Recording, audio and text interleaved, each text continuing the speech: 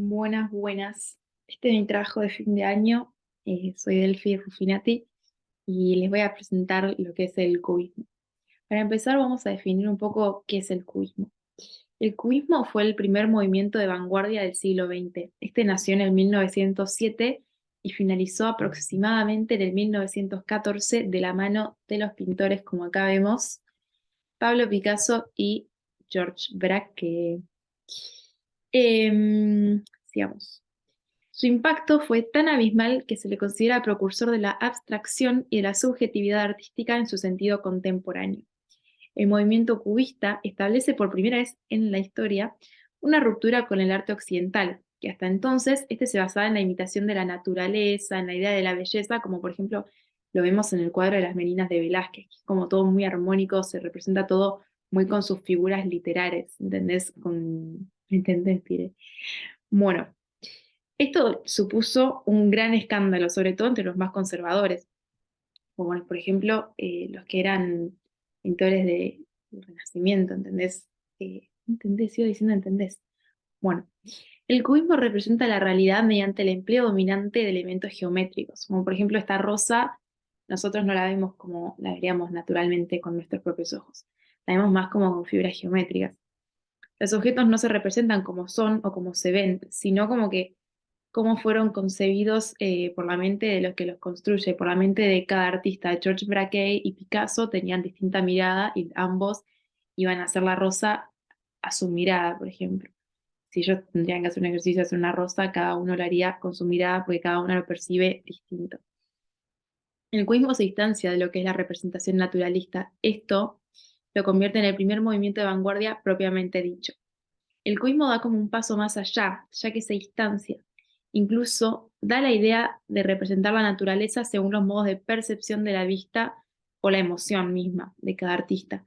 Es así como este logra la deconstrucción plástica, logrando crear en el cuadro una realidad propia independiente. Además, el cubismo no se interesa en el claro oscuro, en la perspectiva, es como que más juxtapone diferentes planos en uno solo. La síntesis se hace total al tiempo que sintetiza las figuras a su mínima expresión geométrica. Sintetiza también en un solo plano los diferentes puntos de vista del objeto. Además de usar la pintura al óleo y otras técnicas habituales, los cubistas fueron los primeros en incorporar técnicas no pictóricas al introducir lo que es el collage, que juxtapone como, como distintos materiales sobre la superficie del lienzo. En el cubismo, el análisis visual y los elementos plásticos en sí mismos tienen protagonismo. Por ello, no se sienten obligados a representar temas trascendentes, sino que la cotidianidad se vuelve inspiración para poder desarrollar un concepto. Igual vamos más atrás en dónde se inició. Las características del cubismo parten de un proceso histórico con implicaciones políticas, económicas, culturales y artísticas. Muchas cosas estaban cambiando a finales del siglo XIX y principios del siglo XX. El desarrollo tecnológico, por ejemplo, había llegado a un punto verdaderamente transformador. La invención del automóvil, del aeroplano, todo esto tipo, había cambiado la percepción de la distancia y del tiempo. Por ejemplo, las primeras transmisiones inalámbricas por radio, que eso fue en el 1895, la creación del cinematógrafo, no sé qué es eso, pero sé que pasó por ahí. Eh, todo esto Todo esto permitió una nueva concepción de la imagen a la que se incorporaba el movimiento, con no pocas consecuencias para las artes visuales. Ya sé lo que es el cinematógrafo. Por si fuera poco, los sistemas monárquicos europeos comenzaron a ser reemplazados por repúblicas democráticas, al tiempo que crecían el socialismo y el comunismo ante las dinámicas socioeconómicas generadas por el capitalismo. Era evidente que la nueva era que se abría paso esta sociedad industrializada y masiva. No se veía reflejada en las artes plásticas tradicionales que seguían atadas a la imitación de la naturaleza y el contenido. Pero el origen del cubismo en sí tuvo sus orígenes en una gran discusión artística instalada en el Boulevard de Montemar, en la residencia de Pablo Picasso, donde Georges Braque, Juan Gris, Max Jacob, Kees van den Gongen, Constantin Frascusi, Amadeo Modigliani y otros artistas más, tuvieron una discusión que llevó a recibir la visita de los pintores Henri Matisse, como por ejemplo, que ejerció gran influencia en Picasso y Braque y Diego Rivera. También lo frecuentaban escritores como Jean Cocteau y Guillaume Apollinaire, todos estos apellidos re difíciles. Guillaume Apollinaire, este último creador del texto de los pintores cubistas publicado en 1913. En efecto, el primer cuadro cubista, así propio dicho, fue de Pablo Picasso, que lo hizo en 1907, llamado Las señoritas de Avignon. La figura estratégica que ayudó a la difusión extraordinaria del cubismo fue el escritor coleccionista de arte Daniel Kahnweiler, que este fue un ferrero defensor del cubismo y de sus más importantes artistas como Pablo Picasso, Georges Braque, Juan Gris, quienes jugaron un papel fundamental para que el cubismo salga adelante, creando así una galería. El cubismo en sí, hoy se me bugueó. El cubismo en sí tuvo varias etapas, tres, mejor dichas, así bien, bien marcadas. Eh, bueno, hubieron tres etapas esenciales del cubismo. Si bien es cierto que algunos de sus postulados siguieron presentes tanto en sus creadores como en las generaciones verdaderas, primero vino lo que es el cubismo primitivo, como acá lo vemos en una obra de Paul Cézanne, que el cubismo primitivo también se puede llamar periodo cesanesco, por Paul Cézanne, que fue del 1907 al 1909, que este periodo primitivo se caracterizó por la austeridad en el color, donde dominan más tipo los colores neutros como el grises y marrones, y la renuncia a la perspectiva tradicional. O sea, se enfocaba más en lo que era un punto único, para integrar múltiples perspectivas en un solo plano. Como tema, este se centraba más en lo que eran las escenas interiores y lo que eran los paisajes, como acá vemos en la obra de Cézanne, un buen paisaje. Seguido de este vino la etapa analítica. La etapa analítica, que también se llamaba cubismo hermético, fue del 1910 al 1912 y este se enfocó en el análisis de la realidad y su descomposición en planos de los volúmenes de un objeto. Abandonó por completo el interés por la verosimilitud e incursionó en una propuesta conceptual. El cubismo analítico pretendió combinar lo que era la tridimensionalidad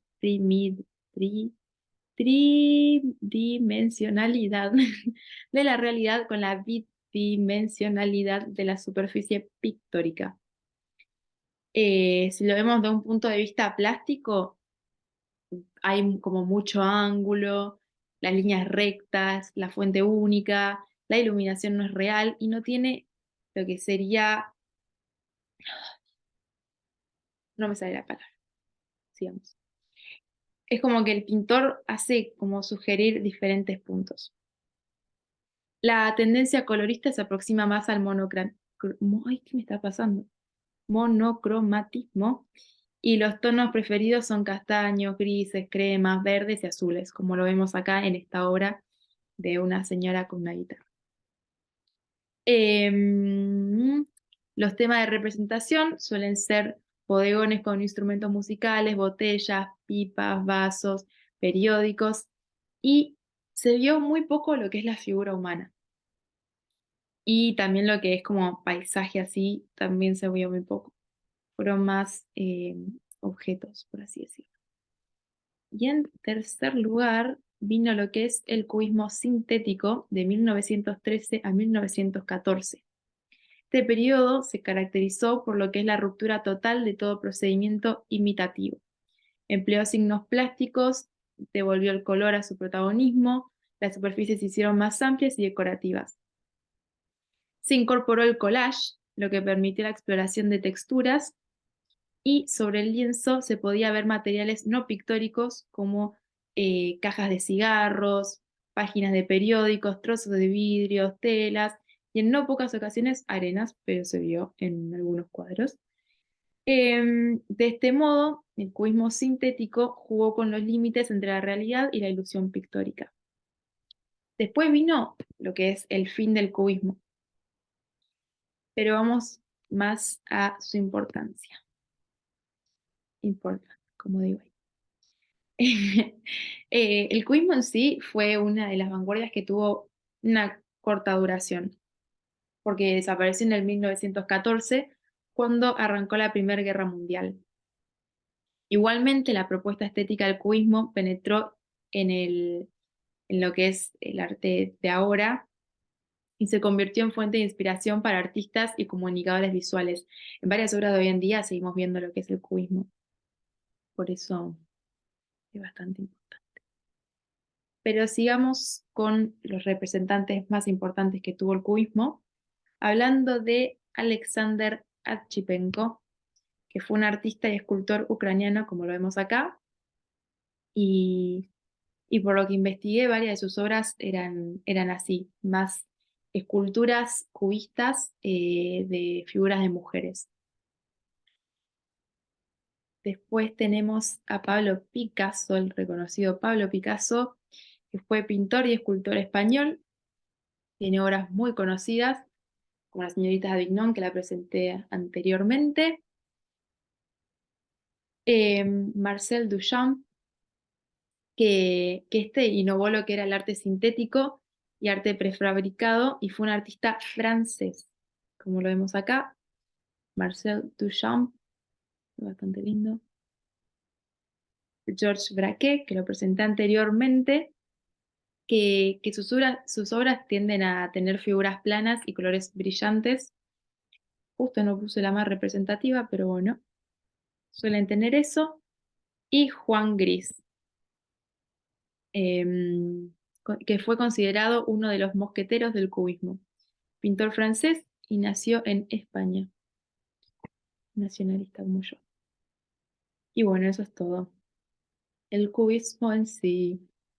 Espero que les haya gustado, Mamu sobre todo. Muchas gracias por escuchar.